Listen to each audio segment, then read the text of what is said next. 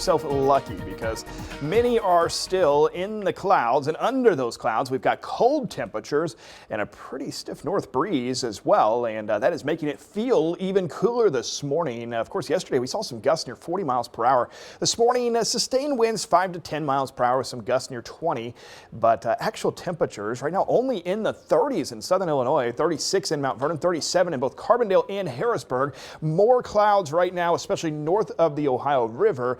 Now notice there's some 40s across southeast Missouri. Poplar Bluff now at 40 degrees, Sikeston at 41. They're seeing a little bit more sunshine. One of the reasons it's just a little warmer there. Wind chills though, when you factor in that breeze, currently back below freezing. Currently feels like 31 degrees at this hour in Mount Vernon, 31 as well, what it feels like currently in Paducah. So again, if you are seeing the sun, consider yourself lucky.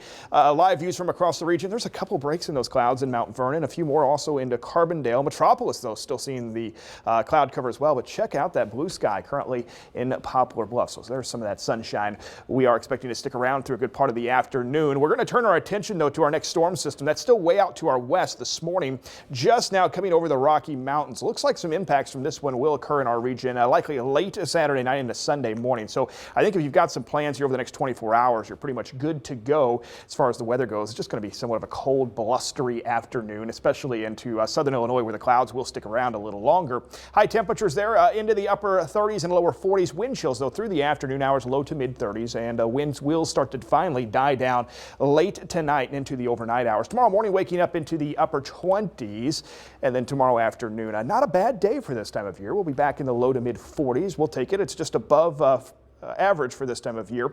But here comes that next storm system. Notice the timing here, late Saturday night. So you're good to go through the daylight hours on Saturday, but then into early Sunday morning, some light rain initially, then changing over to some light snow. I think a lot of us are going to be waking up first thing Sunday morning with some light snow flying, but temperatures still above freezing, so impacts likely to be somewhat limited. Can't rule out maybe a dusting on some grass, but I'd be very surprised if we see any more than that. Monday we return to dry weather, and then our next storm system moves in Tuesday and into Wednesday. Still a lot of uncertainty on the exact track of this storm system. A more northern track means more rain for us, but if this storm system stays a little farther south, we could be talking about the potential there for some winter weather. So track number 1 would take the area of low pressure right over top of us.